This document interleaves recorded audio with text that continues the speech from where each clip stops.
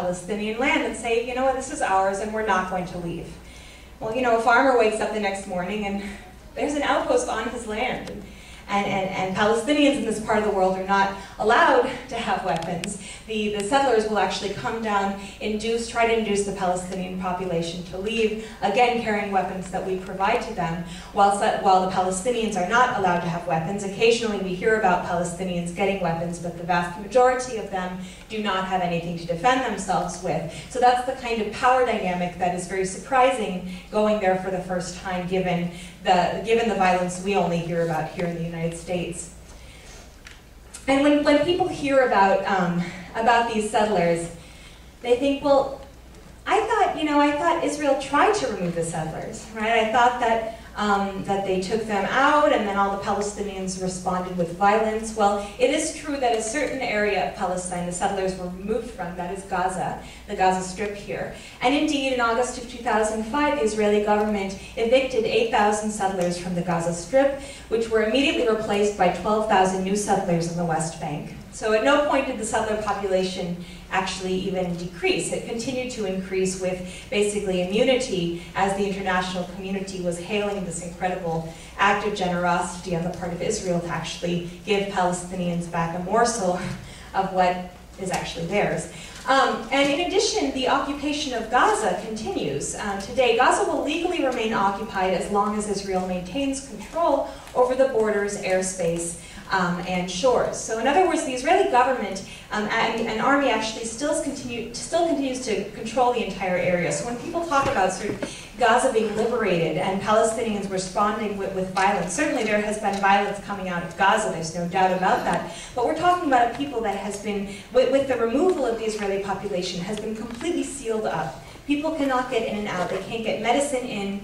They cannot get food in. They cannot see their families, they cannot go to university, they cannot live their daily lives. They're living in a kind of prison. And if you think, whether or not you consider yourself somebody who tightened with the noose, around your neck, around your community, tightening, how you would respond, if you would respond 100% non-violently or not, that's a personal question to ask yourself. But it is not the case that Gazans were actually given a chance to live a normal life. At no point was that given to them.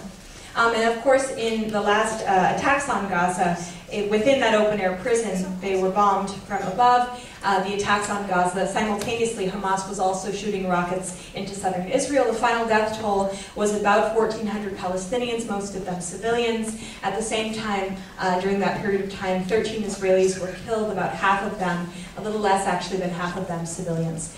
As I said today at noon, we heard about these 13 Israelis, and we didn't necessarily hear about these 1,400. Perhaps we did a bit, and I do think I was actually in Syria at the time, so I don't know exactly what people heard here in Irvine, but certainly there was probably a bit more, because I know how infuriated a lot of people seemed to be with what was going on. But in no way did we actually get proportionate to what was going on, to what we're involved in, did we get that kind of information. And I think one of the main reasons for that has to do, of course, with our media. So this is just an anecdote. A friend of mine was flying back from Palestine to the United States, and she had a layover first in Germany, where she picked up this issue of International Newsweek because it had a very sympathetic article about the plight of the Palestinians at the top there. So she bought it to read on the plane. And then she had another layover, this time in Chicago, where she found this.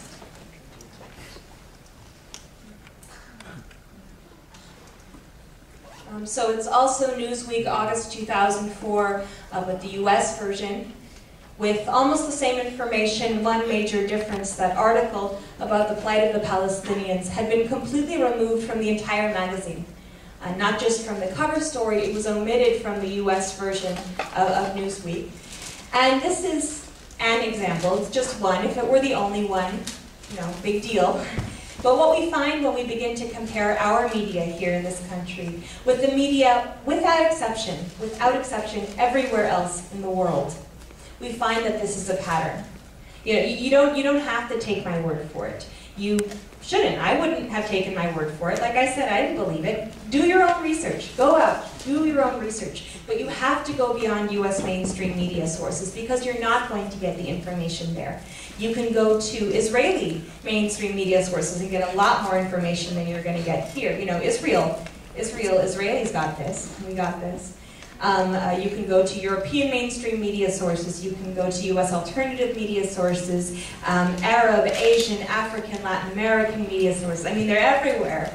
And it's not hard to find, certainly with the internet. So by no means do you need to take my word for it, or should you. Find out for yourselves. Make sure that you're looking at credible sources, and see what conclusions you come to on your own. Another thing you're not likely to hear too much about are the other Israelis, that while many Israelis are in the military and in settlements, so are many refusing to serve in a government, in an army that they feel is doing something so utterly opposed to what is safe and moral for everybody. There are Israelis who actually go into the occupied areas to take part in solidarity efforts alongside Palestinians. Here we have planting an olive tree, as well as, of course, Jews around the world acting in solidarity with Palestinians. That not only Jewish Israelis, but Jewish Americans, Jews in Europe, talking about the ways in which Israel's actions are so fundamentally contrary to what it means to be Jewish and to what is good for Palestinians, as well as for Judaism, as well as even for the average Israeli person. Here are some actions in Boston by Boston Jews during the attacks on Lebanon a couple years ago. These are some Orthodox Jews protesting Zionism, which they feel is utterly wrong for several reasons.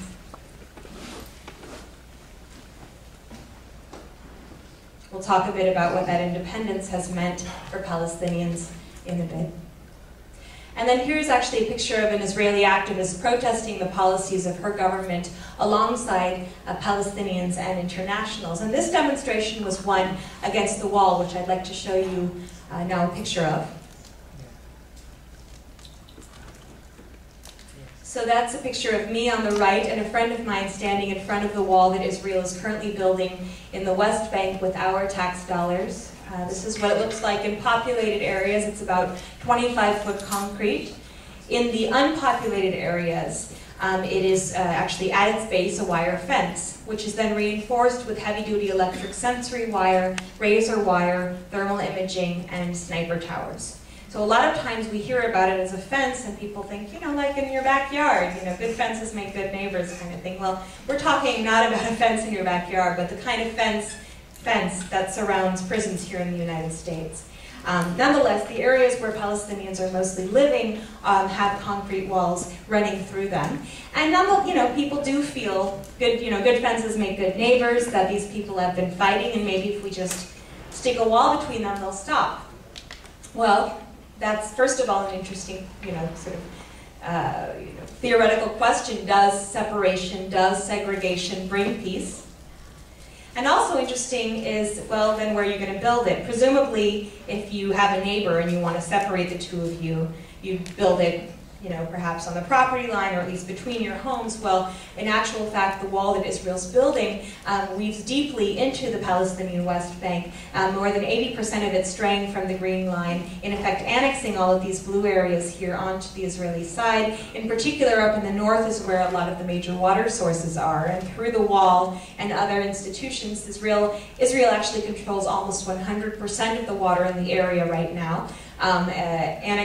Allocating about 20-some% to the Palestinian population. So Palestinians who are living, for example, in the West Bank, the water is being taken often quite literally from under their feet and then sold back to them for higher prices, by the way, than many Jewish Israelis have to pay for that water. So resources are crucial, as well as, of course, Jerusalem, where much of the land is being taken. Jerusalem, a holy city for everybody in the area, including Jewish people, including Muslims, including Christians. The latter two are, for the most part, unable to go and pray in their holy places, their holy sites, prevented from going to the holiest part of their homeland.